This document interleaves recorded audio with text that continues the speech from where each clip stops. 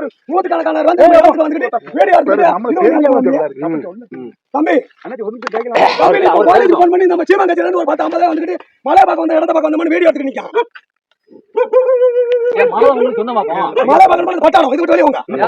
உறவுகள் அனைவருக்கும் வணக்கம்.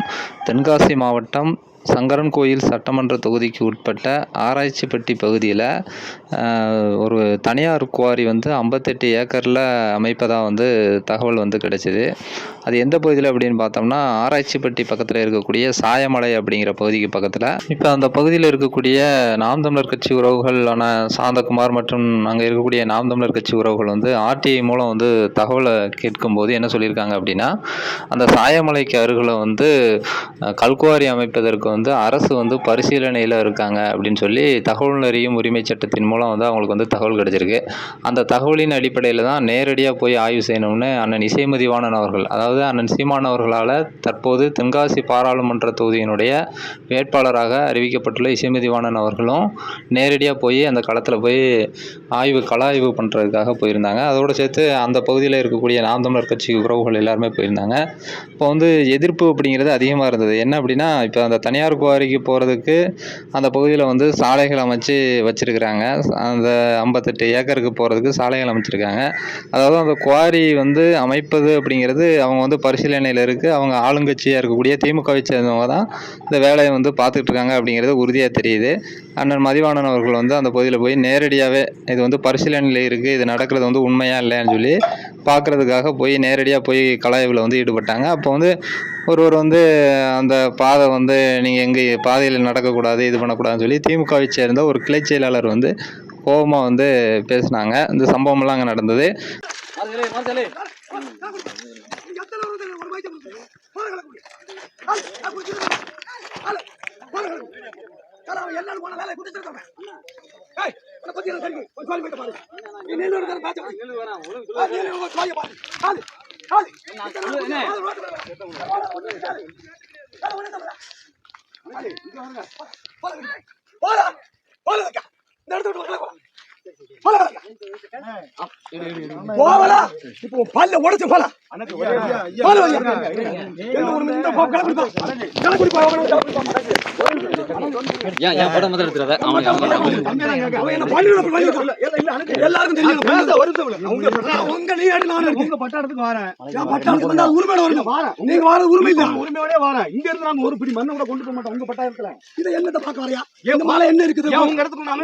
தப்பு பண்ணல, நீங்க எது தப்பு பண்ணீங்களா? என்ன கோலம் பண்ணி தப்பு சாய அடிக்கல, நீங்க சாய அடிச்சது நாங்க பார்த்தா தப்பு. நாங்க அடிச்சாலும் என்ன அடிக்கணும் நினைச்சாலும் ஒரு மாயத்தை கூட கொடுக்க முடியாது. நீங்க தப்பு பண்ணல, எந்த கொம்பை வந்தாலும் பண்ண முடியாது. தப்பு பண்ணல நாங்க.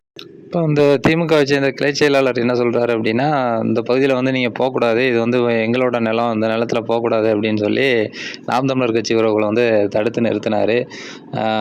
கொலை மிரட்டல் விடுத்தார், எல்லாமே பண்ணார். ஆனாலும் நாம் தமிழர் கட்சி உறவுகள் அந்த இடத்த போய் பார்க்கணும் அப்படிங்கிறதுக்காக நேரடியாக களத்தில் போய் ஆய்வு செஞ்சாங்க.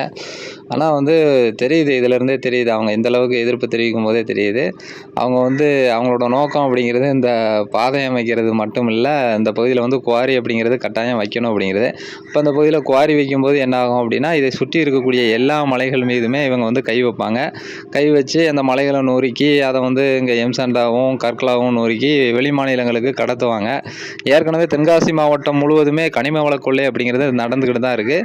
இதை எதிர்த்து திமுகவோ அதிமுகவோ இல்லை பாரதிய ஜனதாவோ இல்லை காங்கிரஸோ எந்த ஒரு அரசியல் கட்சியுமே பேசாத சூழ்நிலையில் நாம் தமிழர் கட்சியினர் முன்கூட்டியே ஏற்கனவே பல பகுதிகளில் கனிம வள திருட்டு அப்படிங்கிறது நடக்குது. அப்படி இருக்கக்கூடிய சூழலில் இவங்க அந்த இடத்துல குவாரி வராது அப்படின்னு சொல்லி சொல்கிறாங்க. அது மாதிரி அங்கே ஆளுங்கட்சியாக இருக்கக்கூடிய திமுகவை சேர்ந்த எம்எல்ஏ ராஜா அவர்களும், அதாவது சங்கரன்கோயில் சட்டமன்ற தொகுதியினுடைய சட்டமன்ற உறுப்பினராக இருக்கக்கூடிய ராஜா எம்எல்ஏ அவர்களும் இந்த சாயமலையில் நின்றுக்கிட்டு ஃபோட்டோலாம் எடுத்து இந்த மாதிரி இங்கெல்லாம் குவாரியெல்லாம் வராது அப்படின்னு சொல்லியிருந்தாங்க. ஆனால் உண்மை என்ன அப்படின்னு பார்த்தா, தகவல் அறியும் உரிமை சட்டத்தில் இங்கே குவாரி அமைக்கிறதுக்கு பரிசீலனையில் இருக்குது அப்படிங்கிற தகவல் நமக்கு கிடைச்சிருக்கு. அந்த தகவலின் அடிப்படையில் தான் இப்போ தென்காசி பாராளுமன்ற தொகுதியினுடைய வேட்பாளராக அண்ணன் சீமான் அவர்களால் அறிவிக்கப்பட்ட அண்ணன் இசைமதிவாணன் அவர்கள் நேரடியாக களத்தில் ஆய்வு பண்ணுறாங்க. எப்பயுமே ஒரு வேட்பாளர் அப்படின்னா வாக்கு சேகரிக்க தான் போவாங்க. ஆனால் இங்கே என்ன அப்படின்னு பார்த்தோம்னா, இங்கே போய் நேரடியாக போய் கனிம வள கொள்ளை நடக்குதா அப்படின்னு சொல்லி கள ஆய்வு பண்ணுற வேலையை பண்ணிகிட்டு இருக்காங்க. சரி, இந்த கலாய்வின் மூலம் திமுகவே வந்து அதிர்ந்து போயிட்டாங்க அப்படின்னு தான் சொல்லணும். ஏன்னா அந்த அளவுக்கு பயத்தில் வந்து அவர் வந்து கதறாரு. அது மாதிரி ஃபோன் பண்ணி ஒரு எம்எல்ஏட்ட பேசுகிறாரா, எம்பிட்ட பேசுகிறாரா அப்படின்னு தெரியல. திமுகவை சேர்ந்தவங்ககிட்ட எல்லார்ட்டையும் தொடர்பு கொண்டு பேசுகிறாரு. சீமான் ஆட்கள் வந்திருக்காங்க, வந்து இங்கே வந்து கலாய்வில் ஈடுபட்டிருக்காங்க, மொத்தமாக 100 பேருக்கு மேலே வந்துட்டாங்க அப்படி இப்படின்னு சொல்லி கதறாரு. அதுதான் நம்ம பார்த்தோம். என்னதான் ஆனாலும் நம்மளுடைய நோக்கம் அப்படிங்கிறது இந்த பாதை வர்றதை தடுக்கிறது அப்படிங்கிறது இல்லை. இந்த பகுதியில் வந்து குவாரி அப்படிங்கிறத அமைக்கக்கூடாது. குவாரி அப்படிங்கிறத அமைத்தாங்கன்னா இங்கே இருக்கக்கூடிய சுற்றி இருக்கக்கூடிய எல்லா மலைகளையுமே நொறுக்கி கேரளாவுக்கு வந்து கனிம வள கொள்ளை அப்படிங்கிறது கட்டாயம் நடத்துவாங்க. அப்போ அந்த கனிம வள திருட்டை வந்து தடுக்கணும் அப்படிங்கிறதுக்காக தான் முன்கூட்டியே நாம் தமிழர் கட்சி வந்து களத்தில் இறங்கி இதை வந்து தடுத்து நிறுத்துகிறாங்க. ஏன் அப்படின்னா எந்த ஒரு அரசியல் கட்சியுமே இந்த மண்ணுக்கும் மக்களுக்குமான அரசியல் அப்படிங்கிறத பேச மாட்டாங்க. அப்போ இந்த மண்ணை வந்து பாதுகாக்கணும், இந்த கனிம வளங்களை வந்து பாதுகாக்கணும் அப்படின்னா முன்கூட்டியே நம்ம வந்து இந்த விஷயத்தை வந்து கட்டாயம் பண்ணணும், எதிர்ப்பு அப்படிங்கிறத தெரிவிக்கணும். ஏன்னா முன்கூட்டியே எதிர்ப்பு அப்படிங்கிறத தெரிவித்தா மட்டும்தான் அவங்க வந்து அதை வந்து நிறுத்துவாங்க. அப்படி இல்லைன்னா, எதிர்ப்பு எதுவுமே இல்லைன்னா பரிசீலனையில் இருக்கக்கூடியது குவாரி அமைக்கலாம் அப்படின்னு சொல்லி அனுமதி கொடுத்துருவாங்க. அப்போ குவாரி அமைச்சாங்க அப்படின்னா அந்த 58 ஏக்கரில் அவங்க குவாரி அமைக்கும் போது அடுத்தடுத்து இந்த பகுதிகளை சுற்றி வந்து வெறும் மலைகளாக இருக்குது. அப்போ இங்கே இருக்கக்கூடிய ஒவ்வொரு மலைகளையுமே இவங்க வந்து நொறுக்கி அதை வந்து வெளி மாநிலங்களுக்கு கடத்தக்கூடிய வேலையை வந்து பார்ப்பாங்க. அப்போ மலைகள் அப்படிங்கிறத எந்த மனிதனாலையும் வந்து உருவாக்க முடியாது. இப்போ அப்படி உருவாக்க முடியாத அந்த கனிம வளங்களை வந்து அழிக்கிறதுக்கு வந்து யாருக்குமே வந்து உரிமை அப்படிங்கிறது கிடையாது. ஆனால் ஆளுகின்ற திமுக வந்து கமிஷனுக்காக என்ன பண்ணுறாங்கன்னா தொடர்ச்சியாக வந்து தமிழ்நாடு முழுவதும் இருக்கக்கூடிய மலைகளை எல்லாத்தையும் நொறுக்கி கிடத்துறாங்க. அதுலேயும் தென்காசி மாவட்டத்தில் மிக அதிக அளவில் கனிம வள கொள்ளை அப்படிங்கிறது நடக்குது. அப்போ அதை தடுத்து நிறுத்தணும் அப்படிங்கிறதுக்காக நாம் தமிழர் கட்சி வந்து தொடர்ச்சியாக அந்த மண்ணில் வந்து போராடிக்கிட்டு இருக்கு. நாம் தமிழர் கட்சியை சேர்ந்த உறவுகள் வந்து அந்த பகுதியில் வந்து மிக தீவிரமாக வந்து இந்த கனிம வள கொள்ளையை வந்து தடுத்து நிறுத்தணும் அப்படிங்கிறதுக்காக போராடிக்கிட்டு இருக்காங்க. அது மட்டும் இல்லாமல் அண்ணன் இசைமதிவாணன் அவர்கள் நேரடியாக போய் கலாய்வு பண்ணியிருக்காங்க.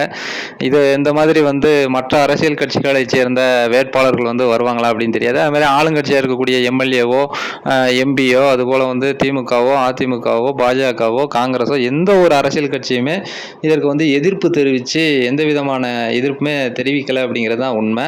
இப்போ நாம் தமிழர் கட்சி மட்டும்தான் இங்கே இருக்கக்கூடிய மலைகளை வந்து பாதுகாக்கணும் அப்படிங்கிற நோக்கத்தோட இந்த கலாய்வில் வந்து நாம் தமிழர் கட்சியினுடைய தென்காசி பாராளுமன்ற தொகுதியின் வேட்பாளராக அறிவிக்கப்பட்ட இசைமதிவாணன் அவர்களும் இந்த பகுதியைச் சேர்ந்த நாம் தமிழர் கட்சி உறவுகளும் கலாய்வு மேற்கொண்டாங்க. இப்போ கலாய்வில் வந்து அது வந்து உறுதியாக இருக்குது. இந்த பகுதியில் வந்து குவாரி அமைப்பதற்கான வேலைகள் வந்து நடந்துக்கிட்டு இருக்கு அப்படிங்கிறது தான்.